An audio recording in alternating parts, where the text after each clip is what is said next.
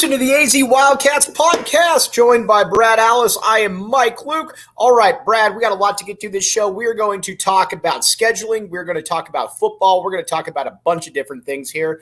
But first, Arizona, Wisconsin, going to be playing each other twice now.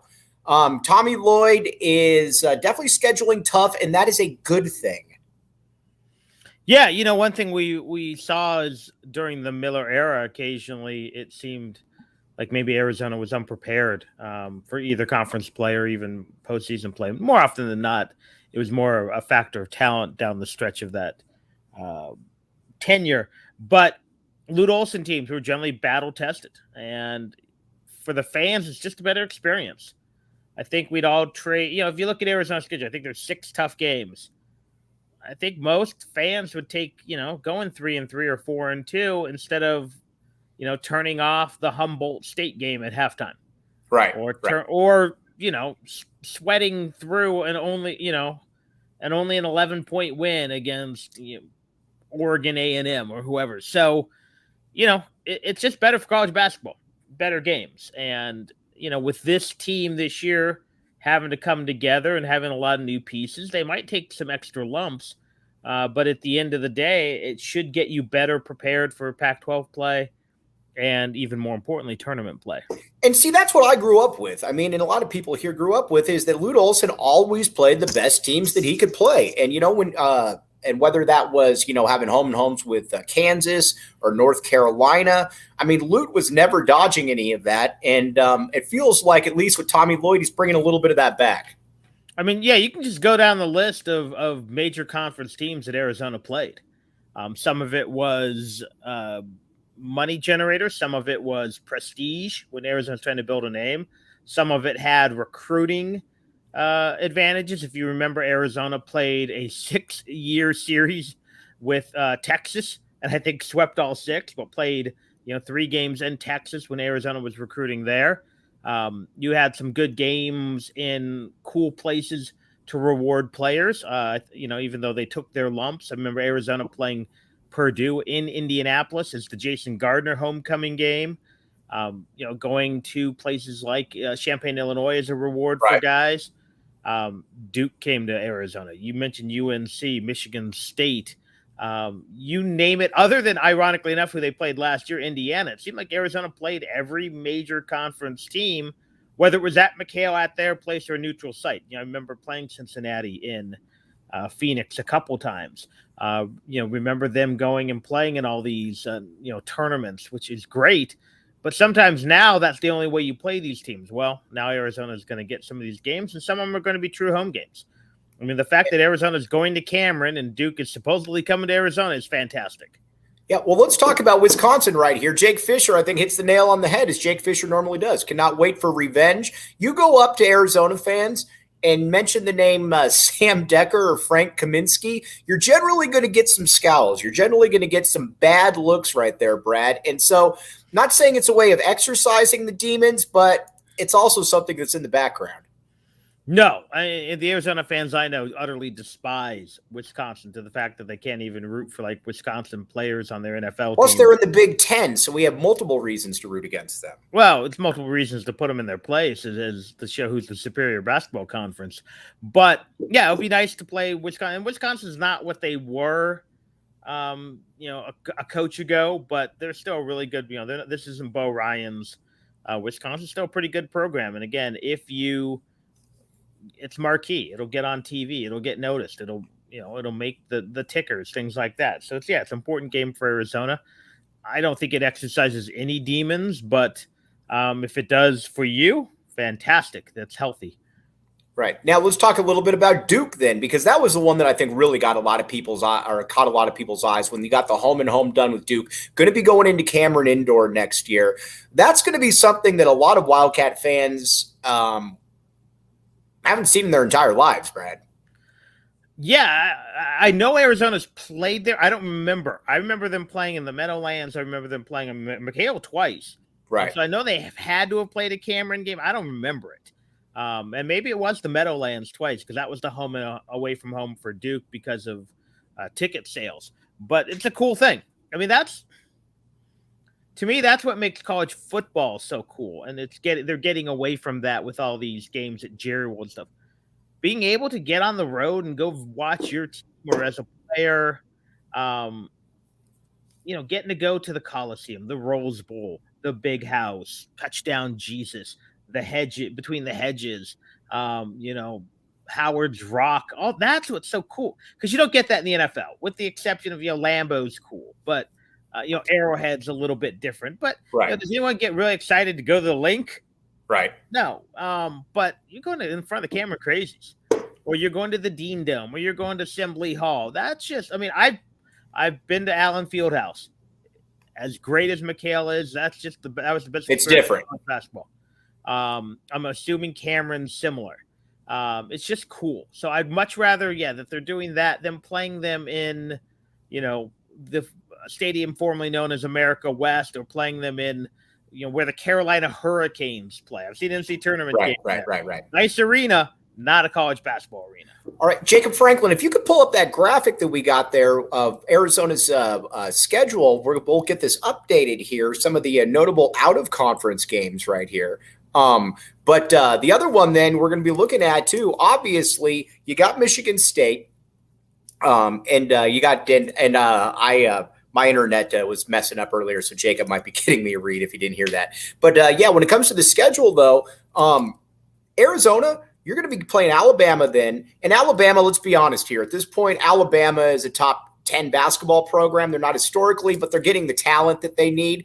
Then we already know about Michigan State. They're the one difference to me. They're the one difference to me is that with Michigan State, they have they go far in the tournament. Whereas these other schools, they really don't. But man, Michigan State, Alabama, Duke, and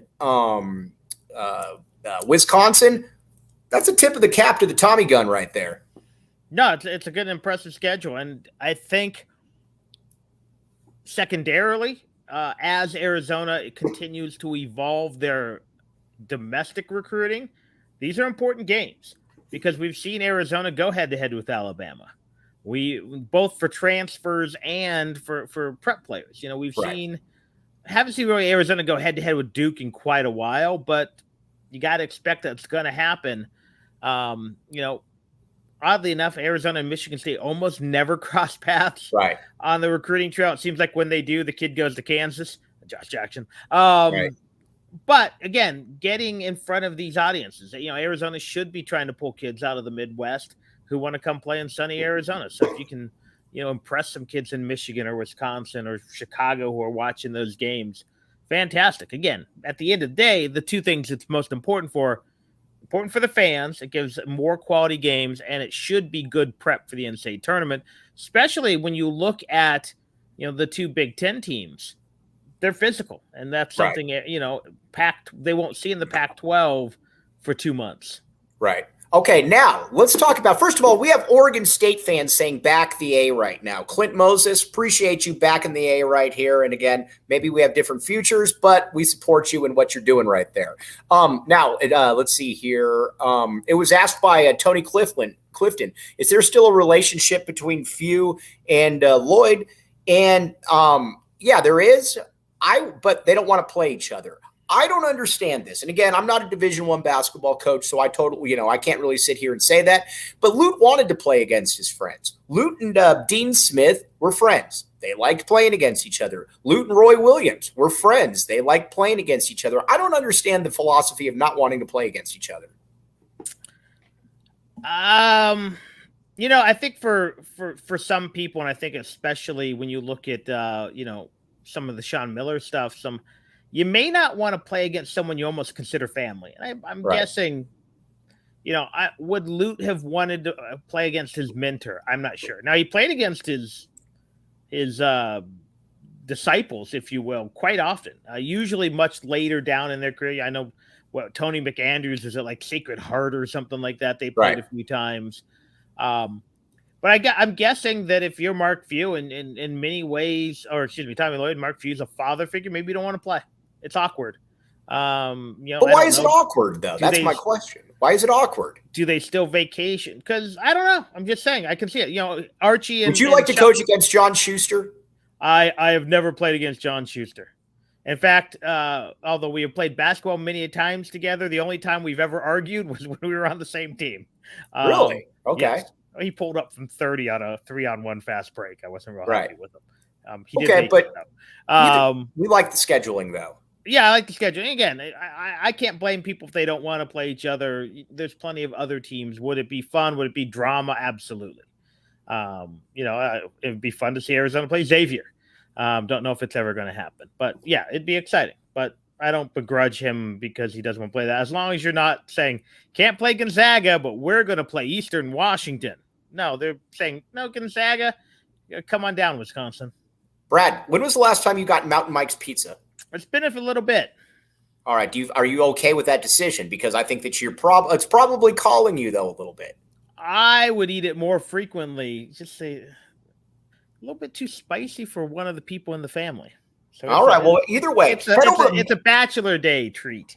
Head over to mountainmikespizza.com or to their Mesa, Chandler, or Tucson locations to place your next order. Reminder, new diehards get a $50 voucher upon signing up. As I've told you, I saw it in Sacramento. It's not just here in Arizona. The Mountain Mike's movement will not be stopped, and there's a reason it won't be stopped. Similar to the Four Peaks. We're going to get going here talking about the Four Peaks and the U of A big men here in a moment.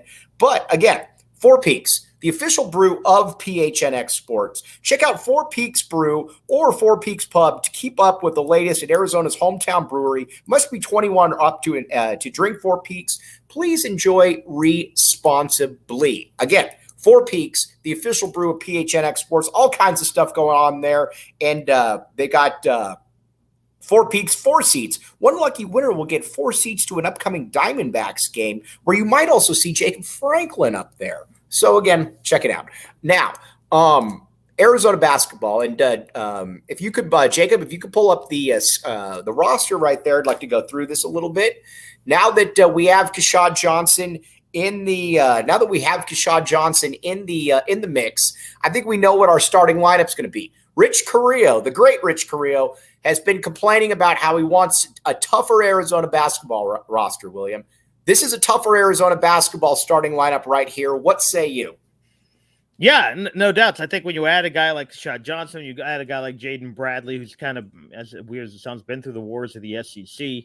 I've never thought Ballo wasn't a physically rugged individual.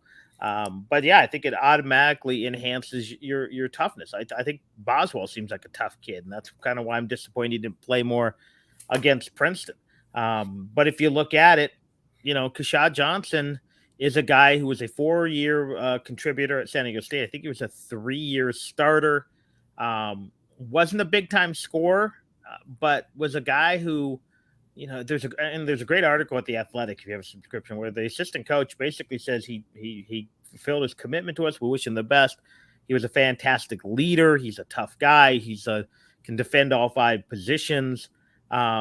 So yeah, really excited about what he brings, not from a number standpoint, although I can envision a scenario where he scores 10 or 11 a game, but what he's going to bring as a defender, a rebounder, and just a guy who's going to kind of get in your face and challenge a guy. So I don't. That was let's be honest, that was sorely lacking this last couple of years. Yeah, I mean, I think the real leader of the team vocally was Kirk Kriisa, but he's a cheerleader.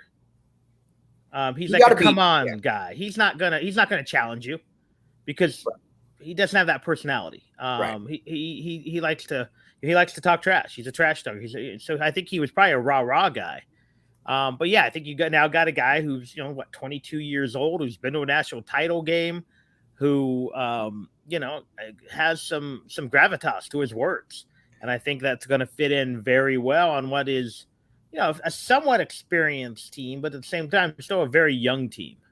I'm very curious to see how the spacing is with this squad, because that is my one concern. Again, I love having all the big physical guys, but again, Oumar Ballo, not going to be a jump shooter. Keshad Johnson got a little bit more potential there, but as we talked about last week, he's not going to be stretching the court though either. So that's going to be interesting, and we're going to see how Tommy Lloyd plays that. But if there's any coach in the country that can do that, it's Tommy Lloyd. Well, but Tabellus didn't take a whole lot of jump shots. He did most of True. his. Very true. So Very true. Johnson is a guy who likes that mid-range jumper and not great at it, but not awful. Right. He only hit 25% of his threes, but he can keep you honest a little bit with the dribble. Is he a Michael Wright? Is he a Michael Wright type shooter? I don't know. I'm trying to think of the comparison. I haven't quite found it. I just gave it to you. They're built the same and they're lefties. Some of the things is very wing-like with him, and other things is pure post. But what he can do is he moves well without the ball. He moves well on the perimeter.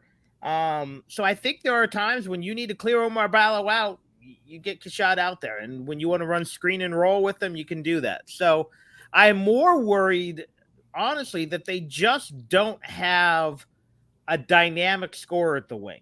Right. And looking at the options now, you got Pelle Larsson, who, while, yes, he can score 14, he's not a dynamic scorer. Keshad Johnson's not a guy who can play 25 minutes at the 3. 10, maybe. Right. We just don't know what Philly B is yet. And while what's your gut tell you on Philly? What's your gut tell you on Philly B?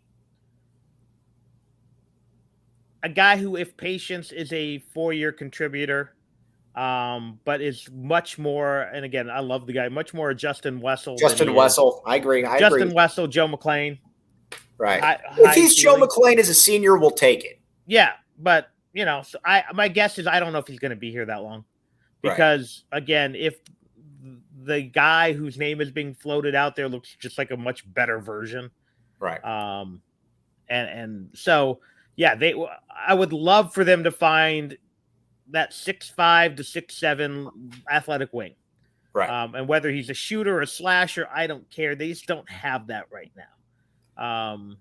When Johnson and Bradley are the closest things, but they're each extreme of what you need. You need someone who's in the middle, and they just don't have that right now. All right, now Chef Duarte, OGs is making this episode much more entertaining. We like hearing that. Now, you might be like William Brad Alice and have a hard time sleeping as well, or you want to be entertained. OGs is here for you. Here's the thing with OGs. This is about the community. OGs wants to be part of you, and they want you to consume them. How about that for one right there? Now, here's the deal. You can find them at your local dispensary at ogsbrands.com. You must be 21 years or up to enjoy responsibly. Brad, you're 21 and up, correct? That's what my license says. All right. Well, William Brad Alice could partake, as could anybody on here if you were 21 and up. So, again, check it out. And, again, great stuff. You got the pink lemonade dropping on June 21st, by the way. Very good stuff. All right. Now, we got questions about Julius Tabellus. He's not coming back. He's gone. And the staff is recruiting accordingly. And Kaluma's not going to be coming here either. This is, for all intents and purposes, with the Mystery Euro, this is your front court right here. Now, you're going to be adding a player or two on the wings still, but this is your front court right here. Well, and I think, and I don't want to put words in Tony Clifton's fingers, or I don't know how you do that with the internet. I'm wondering if he thought maybe Kaluma being recruited as that big wing, but I think that's why Kaluma didn't come the first time. Kaluma may think he's a wing. Kaluma and Keshad Johnson are the same guy. They just have different skill sets. Except Keshad Johnson knows what his role is. Yeah, and again, I think Keshad Johnson does want his. I think what he wants to do is work on the jump shot, show that he can at least maybe knock down the 3 at a 35% clip, because then someone's going to roll the dice on him as a reserve 3 and D, because he can defend the 3, I think, at the NBA level. Right now, he's nowhere near the shooter, and I don't think he ever will be, but he at least has a chance that if he can hit that shot in practice, that Tommy Lloyd will let him. San Diego State's just too constrictive of an offense to even let him try that. Right. But Kaluma envisions himself something. Again, if they had gotten Kaluma instead of Johnson, I would have been fine with it. I would have been happy with it. I actually think Kaluma has the higher ceiling. Right. I also think he has the lower floor. And I think Keshad Johnson, with his leadership abilities, with his toughness, I believe hopefully his willingness to be that guy means more than a potential 5 points a game that Kaluma might get you more than Johnson. Yeah, all right. Now but I do think though the Keshad Johnson, we've talked about this with a different style of play. I think he's going to be a 12-8 type guy. I mean, I think it's fairly easy to say that, you're at San Diego State, much slower style of play, obviously very good, but 7-6, something like that, I'd be totally cool with that. Yeah, I mean, I think 12-8, not 7-6. if you can get him, I'll take 10-6. To be honest, I mean, that's 1.5 buckets a game. That should be easy in the system. Again, if Lloyd and crew can slightly refine that jump shot, because while the jump shot, when he missed, he always missed back iron in the video I saw, and I watched him take about 50 of those. He didn't miss wide, he didn't miss short, he missed. So that's something I think you can coach the kid. Maybe not in 6 months, but I'm not writing off that eventually that mid-range jumper doesn't become something you at least have to respect. Right. And in which case, I think he puts the ball on the floor, and again, he can get to the hoop a little bit. So I think he's a very interesting player. Again, if I was betting on which guy plays in the NBA, I'm betting on Kaluma. But which guy is better for this team? I think it's Johnson. All right, Baylor Shireman was asked by Andrew Blahill right now. First of all, we like Baylor Shireman because he's from Aurora, Nebraska, originally right there. I'm totally fine with that. Again, a guy that's 13-8, something like that. But I don't believe that Arizona is going to get him. Like I said, I think we got to start looking at the perimeter right now and what Arizona is going to get. I said it before, and I'm going to keep making the case. I would bring in DeMarco Dunn, and I would bring in another guard. I would like to find somebody that's already in, that's probably declared for the draft, probably not NBA good, but maybe borderline all conference, because I'll be honest with you. I don't know, and I think people are falling into this trap a little bit of just expecting that Pelle Larsson is going to be fine as a starter. Only reason I'm saying I'm a little concerned about that is that we saw a lot of Pelle Larsson as a starter, and he was much, much better off the bench. Yeah, again, ideally, I think a perfect addition would be a guard who's happy with the diminished role, and whether that is a developmental guard like Dunn or a mid-major, low-major guard who's just happy to be there, who can get you 10 to 12 minutes, who, in Dunn's case, if Dunn's the guy, when Boswell needs a breather, you bring him in, and he goes to the 2, and Bradley's your pure 1, and then Bradley leaves the game for a little bit, and Boswell comes back to the 1, and Dunn plays next to him. Because I'd much rather have an athletic guy like Dunn than Pelle next to him, I think. That being said, I also want another wing, and I either need a scorer who doesn't necessarily have to be a great athlete, right? A great athlete who can, put the ball on the floor, defend, keep you honest. I mean, again, in a perfect world, I want both, but I don't think a Ben Mathurin is transfer. I mean, if there's a guy that good, there are no pros in the portal. There just aren't. Yeah. So again, if it's a, for lack of a better word, a poor man's Kyle Korver who can shoot from the outside, great. Or if it's a, poor man's, for lack of a word, but Dallin Terry, who's just a pure athlete and long and defend, great. But they need someone else at the wing. Because again, I'm not ready to go to war. And maybe the staff feels different with Philly B, with, again, the one. No, we're not ready to go to war with Philly B. The mystery Euro I've seen looks more like a 4 than a 3. I know a lot of people, again, if it's the guy who has been reported, nice player, I just don't see him as a 3. Especially, so I'd rather either get a guy who reminds me of Pelle with a better jump shot, or a guy who reminds me of Ben Mathurin without a jump shot. Or again, if you can find both, great. I just don't think you can in the portal. Yes. You know what? I mean, again, give me Seth Henderson. I'll take it. Colin Kusk says Arizona hasn't had a knockdown 3-point shooter in what seems like forever. You're right. It does seem like it's been forever since Arizona's had a knockdown shooter. I'm thinking about it, and off the top of my head, in my lifetime, even with Lute, obviously Salim, knockdown shooter. A lot of guys then were just very streak. Like Gardner could get going. Gardner could get you 6 in a row, but Gardner could also miss 13 in a row. A lot of guys like that. Damon, much the same way as well. You got a lot of different dudes right there. There haven't been a ton of pure shooters here at the U of A. Yeah, because we all remember Kerr, we remember Salim. They've always had a bunch of guys who shot well. Right. Ironically enough, most of their great outside shooters were either out of position. Ricky Anderson, Ray O's, that corner 3 was deadly. Or they were limited athletically. I mean, Brendan Lavender could hit 15 in a row. He couldn't create his own shot. Right.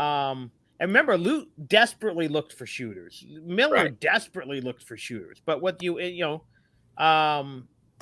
but again, most of the time, or they just, could Bayless have been that guy? Probably didn't stay long enough. And when you run around in circles for 20 minutes, Kevin O'Neal did not set him up for success as much as we like Kevin O'Neal on this show. Again, Arizona, Derek Williams knocked it down at a high clip, but again, that was that power forward kind of playing out of position, getting wide open looks. Ironically enough, Jamel Horn was a really good outside shooter, right? But we only remember the one that misses, unfortunately. Jake Fisher right here dropping the knowledge. I agree with you, Jake. Jamari Phillips will be that guy. I look at that and I think you're exactly right. What say you, Brad? I think he has that opportunity. Absolutely. Yeah, he has that skill set. Again, problem is everyone wants to compare him to Kerr and Salim, who are two of the best ever to do it in college basketball. Right.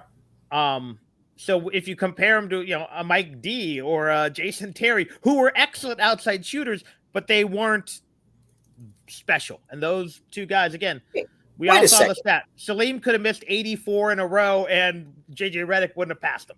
Do we dismiss the possibility that Kylan Boswell could be a pure 3-point shooter? He made pretty much everything towards the end of the season. Great point right there, Andrew. Yeah. Again, is he Salim? No, but he might be Gardner. He might be Damon, and that's just fine. All right, let's talk some conference realignment here because William, I think, is on a little bit of a different page than me. I think William would like to stay in the conference. I would like to leave the conference. The latest news is that Dennis Dodd reported ESPN is not really in contention with the Pac-12 right now as far as broadcasting Tier 1 games, and Washington State is essentially bankrupt. What does that mean? They got to pay that money back to, what is it, Comcast? Because Comcast overpaid. So Washington State is on a hiring freeze in their athletic department right now, which is not ideal, which makes it also why Washington State fan would maybe want to stay in the Pac, want the Pac-12 to stay together. No, but let's not pretend other athletic departments. I mean, I can tell you, from my understanding, a few positions are not being refilled at Arizona, at some other places. It's not a hiring freeze, but if you can merge duties, they're doing it, and that's just the nature of college sports right now. As everyone's tightening their purse strings, unless you're the SEC and the Big Ten. My guess is, again, reading between the lines, I think Dennis Dodd is talking to someone in the Big 12. I think he definitely seems like a Big 12 proponent. Just as our buddy up there in Portland, Oregon, is obviously talking to the Oregon State and Washington State athletic directors. Correct. Look, if you can get a great deal, you stay in the Pac. You keep your Western footprint. You stay with athletic or academically similar schools. But if you can't get the money, don't save this league. If you're Arizona, ASU, and the Big 12 has the money and wants you, and I think you got to make a decision soon. That being said, who do you feel more comfortable with leading your future? And again, I don't mean this to be a self-fulfilling question, but a Brett Yormark or a George Kliavkoff? Right now, Yormark seems like the guy, but he hasn't had to sail the rough waters that Kliavkoff, I can't even pronounce the name, has fallen into. Coach K, AD K, or I was going to say Commissioner Administrator K, the big K, yeah. So again, I'm not ready to say that he doesn't know, but so far the results have not been great. He lost his 2 bell cows. He has not gotten a deal. Now, my gut feeling is the Pac-12 is going to have to look long and hard at a very interesting, creative, streaming heavy deal, which I don't think is as bad as other people do. But it still may not have the money because to me, if you're going to take a stream heavy deal, it has to be a big hitter. It literally has to be Peacock, Paramount, Amazon, Apple. Probably nothing else. You can't be on something that's not either affiliated with a major network or a big entity on its own. So my guess is that would mean that, Paramount's out because that's CBS, and CBS isn't bidding on the Pac-12. But, you can't be on something a step under. It has to be Apple. It has to be Amazon. But right. Now, because again, while parents don't like the fact that they just can't flip channel, kids don't watch TV anymore. And we are saying the NFL is going to put an exclusive game on streaming. Every Thursday night they're doing it. That's the future of where we're going. That being said, the money has to be excellent. Right. Because if not, then it doesn't make sense. Then Arizona goes to the Big 12 and is on network television and all of that. You know what you would call a wealthy Brad Alice? Brad Rich. Get it? Get it? I like that one. Good. All right. Brad Rich enjoys making fun of me on these. Andy enjoys making fun of me on Shear's board. But Brad Rich, we're glad you're here. But he said it's hard to back that baseball A when there's a simultaneous PHNX live stream. They had the opportunity to run rule them, and they blew it in the 7th. Yep. Again, we like this. This is good. We're going to make fun of ASU here in a minute. But first, if you're like Brad and you're watching the game and you're saying, man, where's a place that I could get some good food and drink at the same time? Look no further. Tap and bottle as well, but Illegal Pete's. All right, so Illegal Pete's, here's what you got going on at Illegal Pete's. Obviously, it's a lot of fun. The cool kids all hang out there. And again, you can check out all their Arizona locations. Again, patio season means patio beers, Illegal Pete's margaritas, the strongest in Arizona. Illegal Pete's, your go-to spot for burritos, buddies, and beer. Brad Rich, check it out sometime. Brad Alice, have you been to Illegal Pete's before? I have eaten Illegal Pete's food before. I have not eaten at Illegal Pete's. I like it very much. To give you an idea, somebody delivered Illegal Pete's to me about a year ago to the wrong address, and I took it and I ate it, and I've been going to Illegal Pete's since then. Check it out. Good stuff, good people right there. All right, now, so Brad, I guess my thing before we get on to making fun of ASU a little bit is, first of all, I'd like to get rid of ASU. Do you see a way where we can go with Colorado and ditch ASU in the process and keep it in the Mountain West Conference or the PAC-X 2.0? I mean, I think there are many ways it could happen, but I don't think the Board of Regents will let it happen. Would Brad Alice support getting rid of ASU in the process? I'd rather not. College sports is better with real rivalries. I mean, we can still have the rivalry, and we can still have an out-of-conference rivalry. Will they? Right. When was the last time Oklahoma played Nebraska? When was the last time Missouri and Kansas played? Well, Brad, I'll be honest with you. How about Texas A&M? I'm glad that Nebraska hasn't played Oklahoma in the recent. Dude, that used to be the best rivalry in college football. It was as good as it came. I mean, the fact that Missouri and Kansas do not play is ridiculous in every sport, because they used to field two really crap football teams, and the winner got the second win. Right. And then you got two elite basketball programs, and it's just not the same. So yeah, I'd rather stay with ASU. Now, what I'd really like to do, to be honest, I'd like to see Arizona, if they're going to move, Arizona State, Colorado, and San Diego State go to the Big 12. I agree. I'm totally cool with that. Do you notice now that San Diego State is being courted by these big conferences, they go to the national title game. The women's softball team went to the regional finals for the first time. We've had a few San Diego State fans show up in the live stream as well right here. So, yeah, they're trying to make themselves noticed there, Brad. And they should be. I mean, again, especially if you're, suddenly you've got the two LA teams heading out and going to go play in the Midwest all year.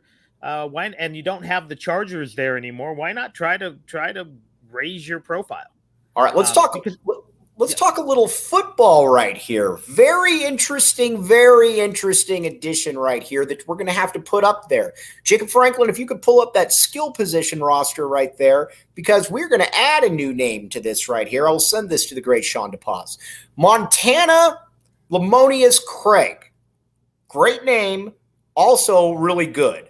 4-star kid out of Inglewood, California, will probably be that starting third receiver. I was a little surprised that Arizona went after him, being that they are pretty deep there. But it wouldn't surprise me at all, Brad, if this kid's a major problem from day one, as he caught for 500 yards at Colorado with no quarterback, and he killed it in the spring game before deciding to take his luggage to the University of Arizona. Yeah, I hope it doesn't come at the expense of the young guys, because I think Arizona has three really good young freshmen in right. Green, Brown, and Riley. Right. But I also don't know if you can turn that down. Because what he does is he now becomes, at worst, he fills the T-Mac role, since T-Mac is filling the Cowing role. Right. Cowing is filling the Singer because they're all moving down. Yeah. Yeah. And, gives you a little bit more of a sure thing. Again, I think Kevin Green's really good. And I think the other two have a lot of potential as well. So you hope you're not, cutting off your nose to spite your face. But at the same time, I think you still got 2 or 3 years of this kid too. Mm-hmm. He's not a 1-year rental. And so keep in mind, Cowing is out after this year. T-Mac is probably going to be here 3 years. Doesn't strike me as a 4-year type dude. So you're going to have a lot of, but what I would like to see happen, and I thought Jed Fish did a great job last year, but I thought there were a few mistakes. I didn't like just playing 3 wide receivers, especially when you've got a guy like Cowing that's small. That's for you, Brad Rich, right there. When you've got a guy like that, that is, you're asking, I think, for some troubles right there when you're dealing with somebody that's my size. No, not even just that. It's just, again, I don't think, I think they didn't spread the ball around enough. I think in theory, you want to probably have, 4 receivers and McLaughlin.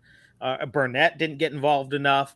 I'd love to see, even if it hurts your top end guys' numbers a tiny bit, get a couple more 300 and 400 yard receivers out there. So I think that is something they need to do. And again, you hope that's the next evolution of this offense.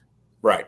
Now, one thing you don't have to worry about is tap and bottle, though. The evolution of the tap and bottle watch parties will remain.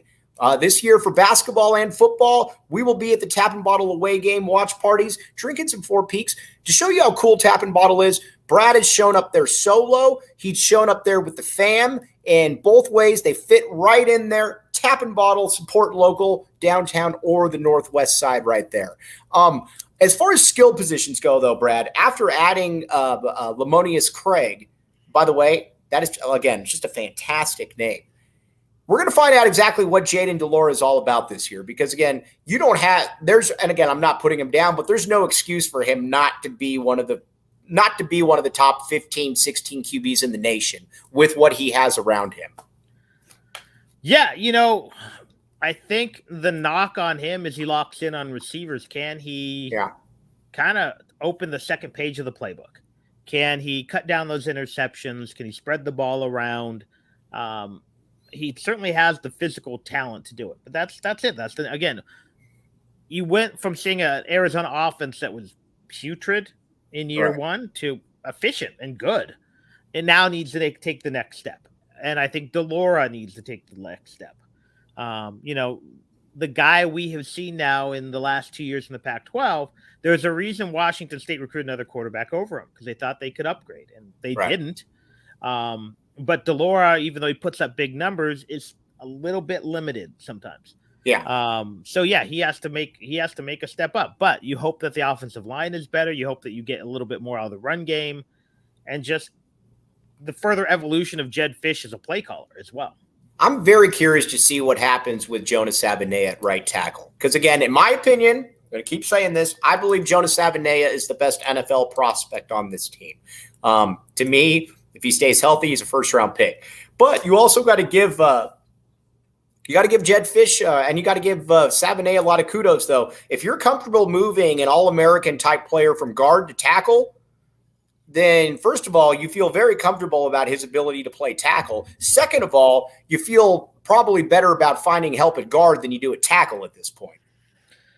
It's harder to find quality tackles. So if Sabanea is an NFL caliber tackle, that gives you 2 NFL caliber tackles, which is a luxury in for an Arizona type program. You go back and look at the great Arizona teams, the great teams under Tomey, the great teams under Stoops. They all had NFL linemen. And whether it's Evan Britton, who didn't have a great pro career, but was certainly a second-round pick. Yeah. You go back to the Molitalos and the Freitases and all those guys, even go back to Smith with Toffelmeyer and those guys. You need quality linemen. And that's, if Arizona has 2, and who knows, maybe Mo's a guy who ends up being an NFL type guy, but you very possibly have 2 NFL guys on this line, and that's huge. What's your take on what ASU is doing with Kenny Dillingham? Are they kind of just trying to replicate what Jed Fish is doing with getting the energetic young coach, recruit really hard, be all over Twitter? What's your take on what's going on up the road? I mean, I think this is just Dillingham himself, and I think it's a really interesting hire for Arizona fans to watch because Dillingham won the Arizona job. Bad. In fact, had a staff ready to come in, which is weird because his ASU staff is not impressive. Right. But if he's really successful there, then you're looking at, then you're comparing. Did Arizona, and it's kind of not unlike the Cutter Stoops thing, or excuse me, the Cutter Makovic, because Arizona wanted Cutter. Couldn't even get an interview with him because he took the ASU job. So yeah, I think it's interesting. I don't think Dillingham is copying anybody. I think Dillingham is doing Dillingham, which is, I think, modern football coaching, to be honest. I think, your days of your Nick Sabans, your stoic press conference guys are going to die out. You have to be savvy on social media. You have to be savvy, with multimedia. Just look at, Jed using the, the lady doing this for transfer, or the dancing cactus. Kids love that stuff. No, you can't. Your fan base loves it. Right. What happens when we see the dancing cactus? Everyone, rushes to their favorite message board or starts following their favorite Twitter handle to see who it is. So yeah, I think it's good marketing. And again, I think it's just going to come down to whether Dillingham can coach. Same thing. We're still trying to figure out Jed Fish, because Jed Fish is doing everything else right. We just don't know if he's a great coach or not yet. You know what's going to be interesting is the 2025 in-state class. I was looking at this the other day in Arizona. So and because you've got a lot of Tucson connections right here. David Hinton's son, I think it's DJ, is up at Scottsdale, Saguaro, I believe, and he's he's considered one of the top 5 players in the state. You got Tyler Powell's little brother, who's considered one of the top 2. Then you've got Toby Mealer, who decommitted. We do not like that. Toby, come back, make amends. Why commit and then decommit in a week and a half? I don't get it. No clue. And then you got Desmond Roebuck, obviously, in Marana, and William Brad Alice's neck of the woods right there. So there's a lot to be had for this in-state class right here. And that, to me, is fascinating because now you have 2 coaches in Fish and in Dillingham who actually are trying to recruit inside the state. I like that. No, and that's what you should. Look, Phoenix has really become, and lesser extent, Tucson, I don't want to say a recruiting hotbed. It's not Miami or Dallas or Houston or LA. But it's big time, though. But it's big time. And why? Because there's an explosion of population in the last 20, 25 years in Phoenix. Now all those people are having kids. Right. So, yeah, Phoenix grew exponentially in what was it, the mid-90s? There's a lot of Tyler Alice's coming up in Phoenix right now. Let's hope Tyler gets lumped in with that class. By the way, he will be going to the Jed Fish junior high camp. Where would you send let's say that Tyler Alice becomes not a 5-star kid, but a very recruitable college football player. Let's say lineman. Where would Brad Alice, if you could send him anywhere in the state, where would you send him? I mean, obviously I am biased towards the University of Arizona, but at the end of the day, I need to look at that NIL package. No, I'm talking high school. Oh, high school? I would be hard pressed not to have him go down the street to our local school, Flowing Wells, because really? I don't like it, because if you're good, you're going to get recruited anywhere.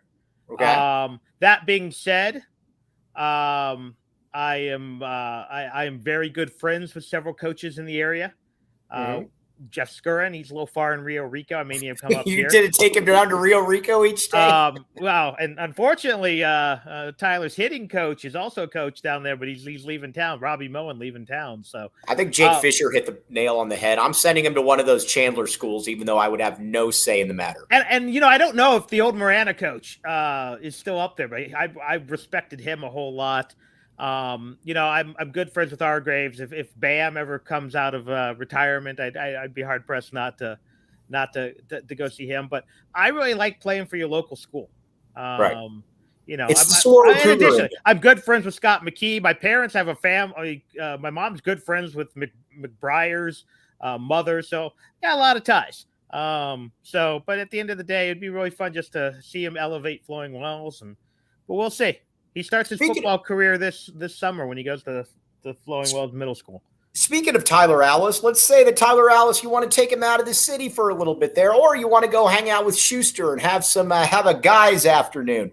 Octane Raceway and Mavericks to the rescue. Here's the deal. You can do all kinds of stuff. They got a summer engineering camp right there. Free bowling all summer in the Kids Bowl free program. Children 15 and under are eligible for 2 free games. And book fun this spring at Octane Raceway and Mavericks. Kart racing, virtual reality, laser tag, axe throwing, bowling, arcade, great food and drink, tons of different events throughout the summer. Check out octaneraceway.com and mavericks.com for all the details. All right, Brad, before we sign off, you got anything going on this week? You got any podcasts? I know you got a little bit more time. Yeah, I threw one up late last night. If you want to hear more of my takes on Kashad Johnson, Montana Lamonius, Craig, what I think Arizona's doing. It was a lot of what we talked about here. It's just all me. Right. So yeah, that'll be up, and hopefully get another one out by the end of the week. But it's up there, all your favorite platforms: Spotify, Apple, Anchor, if Anchor is still a thing. I know it's morphing into Spotify. There is a link on my Twitter page, and I'm going to put up more links later in the afternoon, but it's out there. All right. Now, Rich Carrillo, you're asking about Kevin. I'm going to be filling in on 1490 Friday and all next week. You will be hearing Brad on there at some point, and you will be hearing Kevin on there multiple points. So, again, we'll get that. But, Brad, as always, appreciate your time, my guy. Thanks for putting up with me being a few minutes late. You're the man. No worries. It's the dog days of almost summer. Right. All right. Everybody on there that contributed, really appreciate you guys. And Jacob Franklin behind the scenes. Be back with you tomorrow. You've been listening to the AZ Wildcats podcast.